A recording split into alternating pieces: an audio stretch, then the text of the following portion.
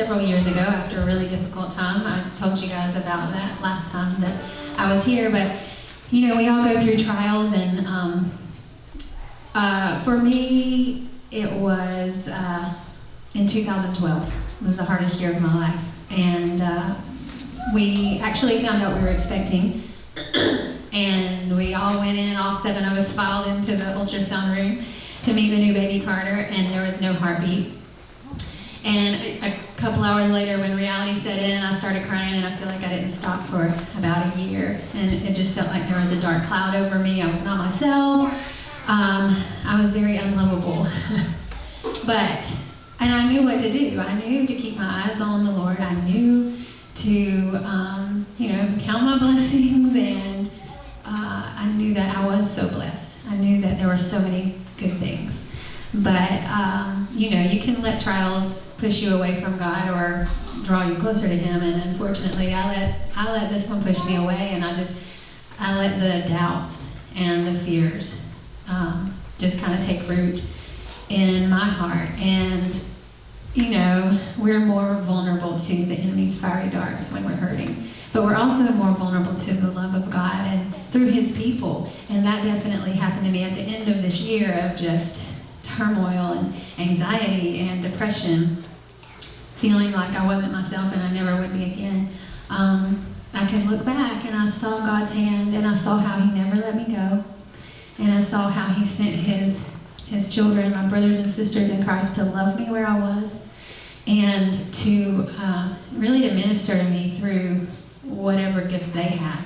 I remember one morning in particular, I had been up all night. I had kept Brian up all night, just like, help me feel better, help me be okay.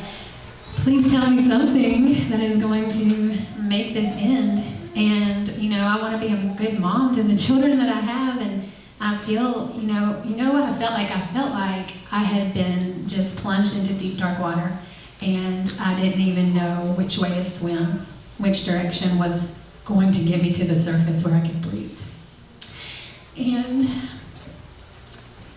I acted in just unlovable ways, like I said, but he didn't stop loving me. God didn't stop loving me.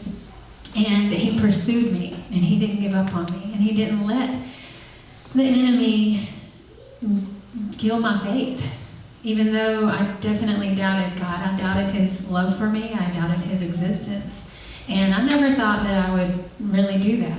I never thought that I would. I've loved Him since I was a little girl. And it shocked me and it scared me. But like I said, at the end of that year, when I looked back and I saw His hand and I saw how He never let me go, and I saw how He sent people to love me, it just did something in my heart. And I feel like this song was a gift from Him that I wrote at the end of this time. And I just want it to be a gift to you, and to remind you that no matter what you're going through, that He's not going to leave you. No matter what someone you love is going through, He's not going to leave them. He loves them, and He loves you, and that you can do so much by just loving people when they're hurting. And we can be the hands and feet of Jesus, and we can make a huge difference, a huge impact on somebody's life when they are going through something. So,